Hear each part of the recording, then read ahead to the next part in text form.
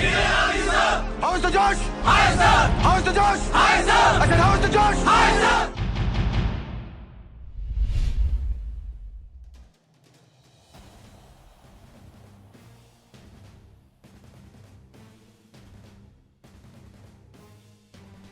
अब हम 5वें पॉइंट पे आते हैं, ऑर्गेनाइजिंग एबिलिटी। ऑर्गेनाइजिंग एबिलिटी किताबें पढ़ने से नहीं आती। ऑर्गेनाइजिंग एबिलिटी आप में जब ही आ सकती है जब आपने किसी चीज़ को ऑर्गेनाइज करने में हिस्सा लिया है, आपने आगे बढ़ के इनिशिएटिव लेके पार्टिसिपेट किया है, आपने अपने सीनियर्स को कोई काम करते देखा है। हो सकता है उस वक्त आपका योगदान कम रहा होगा, पर जो आपने सीखा है, whenever your turn has come, you have done it well. I will give an example. I met one of the candidates once who had played Ranji Trophy. He was very honest. I asked him, how many matches you have played? He said, sir, only 2. And he told me he scored almost 30-40 runs in both the matches, and he was opening batsman, he did well. But then I said, suppose you have to organize a match, what all items you will require? I did not say staff, I just said equipment. And you know what was his answer? He said, sir, मैं तो बस college में, university में था या state team में आया, तो सर मैं तो बस चौके छक्के लगाता हूँ और फिर आ जाता हूँ। I said, जब चौके छक्के लगाने थे वहाँ भी तुमने कम लगाए. You scored only 40. Had you scored century, then you might have played more games also. And then I asked him, do you know how the scorebooks looks like? Imagine this boy who was an outstanding batsman, was an outstanding opening batsman. It is not joke to come into district team or college team or university team and then the state team. It's not a joke. He was part of that. He was very honest. He was very truthful. But he never took an initiative of looking at how it has to be organized. Just see the old players. Now we see the commentator. Today I was seeing Sanjay Manjrekar, Irfan Pathan, Deep Das Gupta. Sometimes you can see Ravi Shastri. See, they were the outstanding Indian team players, Indian team captains also, some of them. Now they are doing commentator, or they are a coach, or they are looking after somebody after bowling, somebody after batting. Imagine. It means now one fine day everybody's role will change. अब हम छठी quality के बारे में बात करेंगे. That is emotional stability. See, a military commander is under observation. Hundreds of troops, more than 4-5 dozens of seniors. You cannot be emotional. You have to be very strong-hearted, and your decision will not have anything biased for your emotions. You may have different liking, but no, you have to maintain your emotional liking. You have to go as per your task. You have to control your emotions. Emotions are not priority, task is the priority. Safety and security of nation is priority. You cannot become weak towards your emotion. You have to be very strong. And always keep a strong heart. Nobody should be able to see you weak as far as your emotions are there. और emotions को balance रखने के लिए always maintain a balanced stance. Do not be biased. Do not take things to heart. Be very practical. हर चीज़ को एक practical नज़र से देखना है.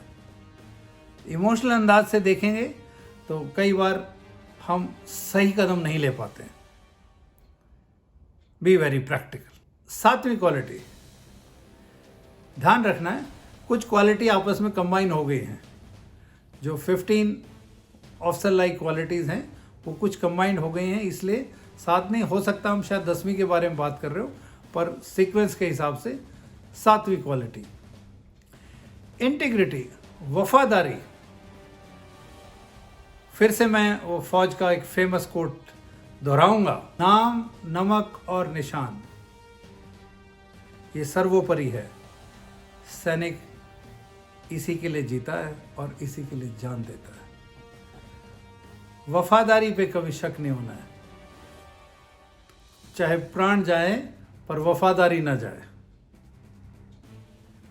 हमारे देश की सुरक्षा हमारे लिए सबसे ऊपर है, फिर हमारे जवान की सुरक्षा, और उसके बाद हमारी अपनी सुरक्षा आती है, उसके बाद हमारा वेलफेयर आता है। देश और हमारा जवान हमारे लिए सबसे ऊपर है और हम इसी के लिए काम करेंगे। हमारी वफादारी हमेशा 100% होनी चाहिए, और वफादारी ऐसी चीज़ है, अगर वो आप उसको 99.9 कहते हो तो मैं उससे सहमत नहीं हूँ। वफादारी या तो है, और अगर नहीं है तो फिर नहीं है। There can not be almost honest, almost straight forward, no, either somebody is honest, either somebody is straightforward, either somebody is loyal or not. There cannot be anything in between. Indian defense officers, their loyalty is to the extreme for the safety and security of the nation. 8वां point, initiative. Initiative जैसे हम कहते हैं आगे बढ़ के काम करना। हमेशा हर चीज के लिए आपको आदेश नहीं मिलता है, जो मौके पे हाजिर है उसको अपना एक कदम बढ़ाना पड़ता है।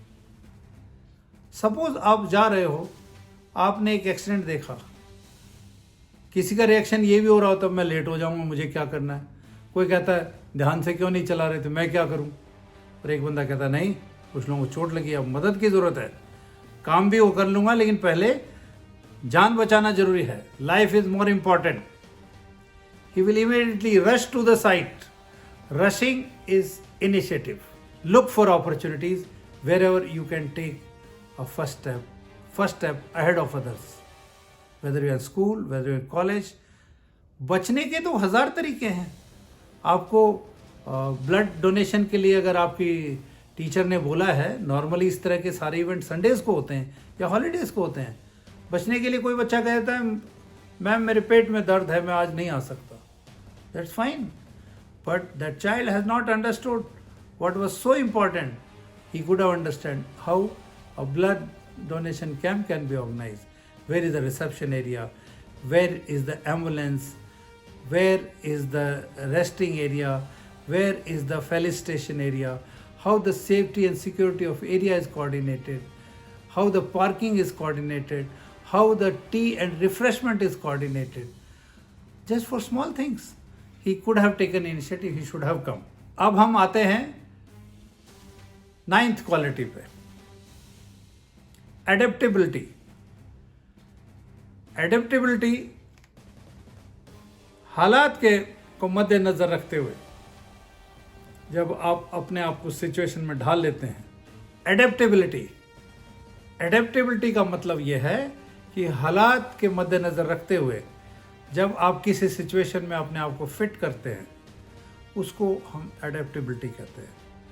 वैसे भी हिंदुस्तानी फ़ौज कभी पहाड़ में काम कर रही होती है, कभी बर्फ़ के पहाड़ों में काम कर रही है, कभी जंगलों में है, कभी रेगिस्तान में है, कभी प्लेन्स में है।